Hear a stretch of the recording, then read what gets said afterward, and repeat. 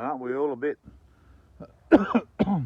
a bit conflicted right now, watching what's happening in our country? And you know, it's kind of disturbing, you know, for a bloke that fought for democracy for 23 years in and out of all the highest courts trying to shore up your right to a free and informed vote. And it's like, really, it was a battle on my own some days. You know, the right to vote, you know, when they take that away, when they undermine the system of democracy in this country, you end up with people running the country that are dickheads, and your inferiors start running the country, and you start seeing the country being run to the benefit of everyone but we the people. And it's kind of frightening to see what's going on, because what you've got now right this moment is attacked by the government on your freedoms, whilst they do the bidding of foreign entities. Obviously people don't really get the Constitution, I'm sure they fucking don't. But you know, over in Victoria, I'm so proud of the boys in Victoria, and let me talk about that because it's really important. In a democracy, what's meant to happen? What's meant to happen is you're meant to determine what your government does. Same with justice, you're meant to be part of the judicial system, social justice, and that's really long argument in itself, the whole concept that you're met by a jury of your peers to find out whether you're fucked up. And over in Victoria, the right to assembly and to protest is one of the most important parts of democracy. In fact, half of the freedoms and liberties that we now enjoy and that our forefathers fought for, they risked life and limb. They died to provide certain liberties, certain freedoms, certain justices to because they believed it was really important that their kids grow up in a free country, a democratic nation. You know, 1901, the Constitution. And, you know, the most important part of that, as I said, is that to be able to protest. It's also, the Constitution also protects valued certain things like your right to a free and informed vote, and certain aspects of protection of your medical liberty. And here we have a country, our own fucking country, where some young lads stand up, and not just young lads, young women, young men, and those that support them, and they stand up for our rights and our liberties, and they get openly shot at. I saw the videos. Some groups were just walking into the city to try and meet up with the rest. Police got out their cars and just indiscriminately started shooting rubber bullets at them. They didn't ask them what they were doing or where they were going. And they got corralled. They got crowded into this place, you know, and now there's this big debate on whether they should have gone there. First of all, they're corralled into that place of remembrance. And that place of remembrance is a place to remember those that went before us, those great people, those people that risked life and limb and gave up their lives and their jobs and their careers and everything else, so many of them dying, and they fought to protect our liberties, our rights and our freedoms. And there's these guys standing there, crowd into a place, most of them sitting yelling out, peaceful, peaceful, please leave us alone, we're not doing anything. And then the police open fire on them. And then you get the media trying to twist it. And then you see these people on social media, people you thought were your friends, people that you thought was staunch, people that, you know, you thought were would be behind them, saying, oh, they shouldn't have gone there, they shouldn't have done this. And then you ask them, and they go, yeah, well, I got the jab, I did what I was told. Well, you know, that's not how it works. You know, I'm so fucking taken back. I've just sat there for hours last night until 2 and 3 in the morning, unfriending people that think it's acceptable for the Australian government to fire on its own people in a democracy who were standing up trying to dictate to their employees, the government, their employees, the police, that they wanted to be free and they didn't want to get a forced experimental dab. And here we see it, eh? Then we see it. The scumbags of the earth, those people that are on their knees saying, what do I do next, government? What can I do next? Can I go out this week? Do I have to get another shot? Do I have to get another jab? Who do I have to vote for? Following the media, following their leaders, following the disgusting, decrepit place this is becoming. And I'm so taken back by it. I can't believe how pathetic it is. It's kind of like some sort of book or some sort of movie. We've all seen those movies of the future, zombie apocalypse or something like that, where, you know, the governments, you have no rights and liberties, and you know, we're going to leave behind those people that are supporting the government right now are on their knees. They're going to leave behind for their children nothing, and they don't give a shit. You know why? They've enjoyed these marvellous freedoms this country's provided to them, and not understood the sacrifice that provided those to them. And I'm just so taken back. And just a quick call out to all you lads in Victoria. I know a few hundred of you got fines yesterday. Let me talk about the judicial system. The judicial system in Australia is fucked, right? It doesn't mean you can't play it back against them, so let's talk about that. First of all, you elect to be prosecuted, okay? If there's enough of you, you get a lawyer and you do it a different way. But this is just for the ones that don't want to get a lawyer, don't want to pay anything. Elect to be prosecuted. On the first time, you've got to turn up to court, right into the court, ring them up and tell them you're not well. You've just been tested for corona. They'll put it off for a month or two.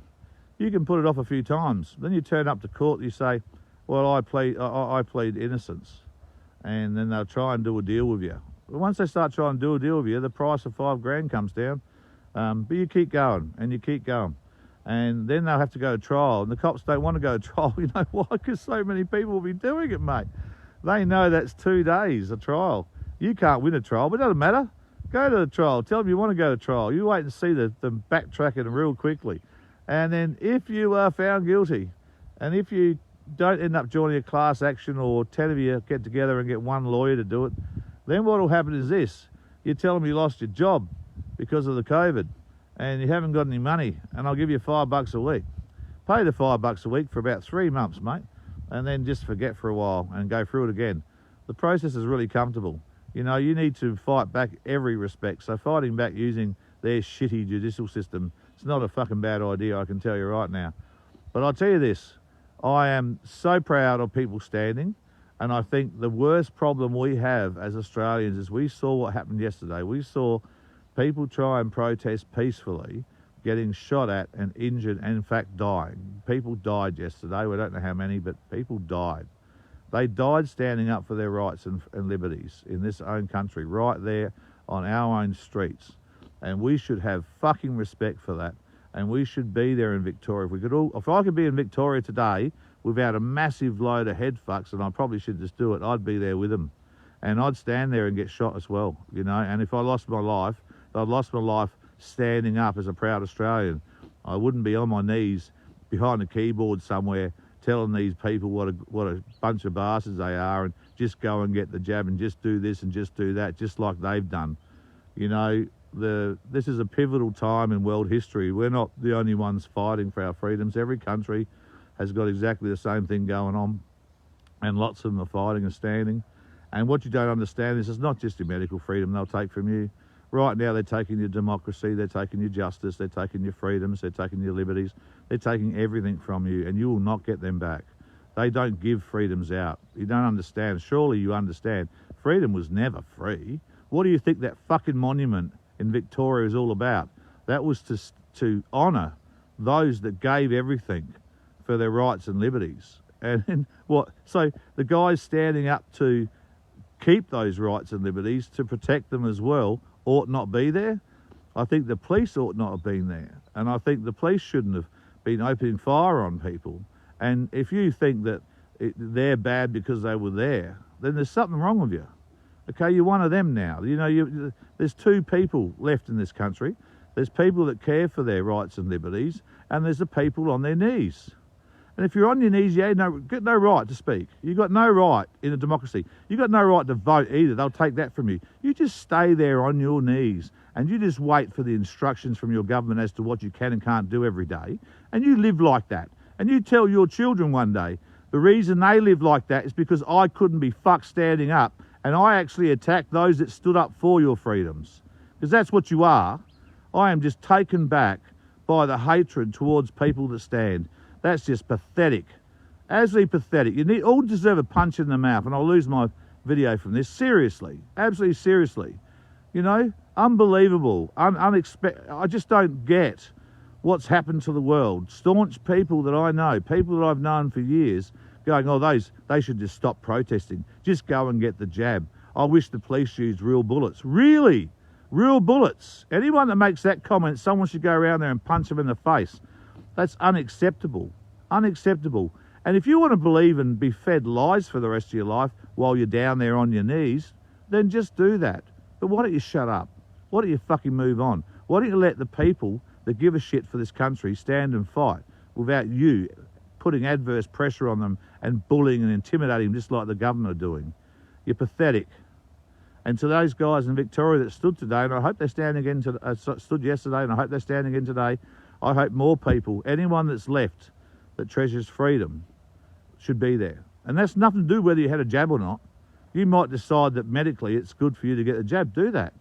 But you must stand for that freedom. You must stand for your right to protest. You must stand for your right to make an informed vote. You must stand for your right to associate. You must stand for your medical freedoms. You must stand for the liberties of your children. There is no option. You can't tell me there's a better option than standing up for what people care about.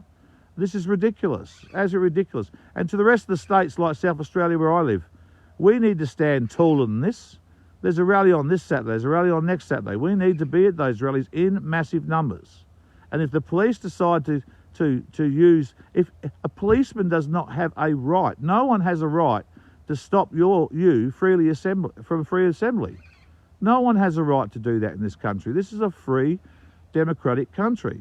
If someone is standing in front of you, threatening to injure you and harm you, then the law states that you can use adequate force to protect yourself. And that's what's going to come to. It's going to come to that. We know it's going to come to that. Otherwise, the whole country gets dragged down on its knees. And what they're doing is they're not just going to go after the tradies, right? Even you guys that have given up, that are down there on one knee, not sure whether to put the other one on the ground, they'll come for your kids, mate. They'll come for your jobs. They'll come for your vote. They'll come for something more, mate, because power corrupts and absolute power absolutely corrupts. That's what happens. And they'll come for you. One by one, they'll pick you off. They went for the bikers first. You remember? I remember standing up all around this country saying freedom of association and justice means something. And that got me in a lot of trouble. Stiff shit, you know. And here you are today, on your knees, most of you kneeling down, saying, oh, I got the jab, so therefore I'm now behind the government. No, you're not. Doesn't matter what you did with your freedom.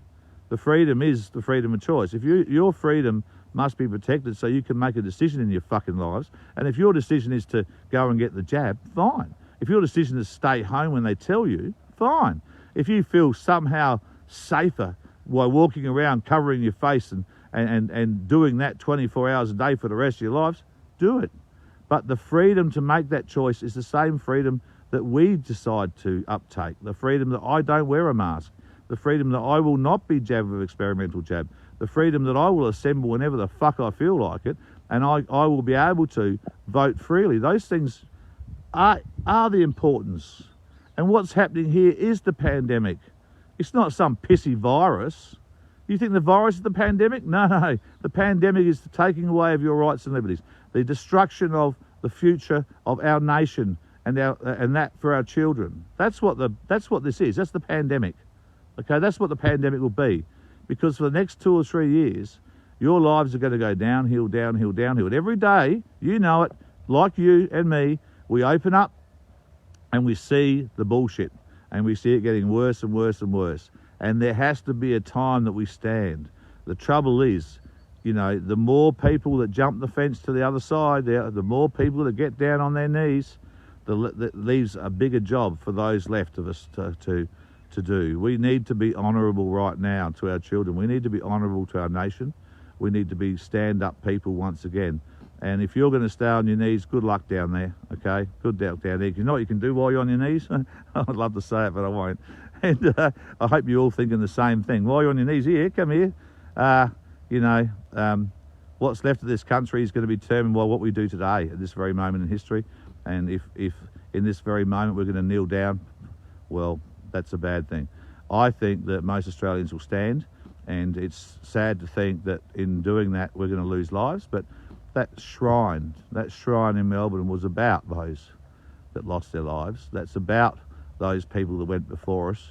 The Eureka Stockade, you know, away from us. Don't let the loss of lives of fabulous patriots that went before us be in vain, because this is the moment. This is the moment, and the world is watching, and your grandparents are watching you, and anyone that's passed is looking down on you now, and they're saying, come on, stand up, get back up off your knees. And there you go, I'm cutting out, so I'm going. Thank you. Please share.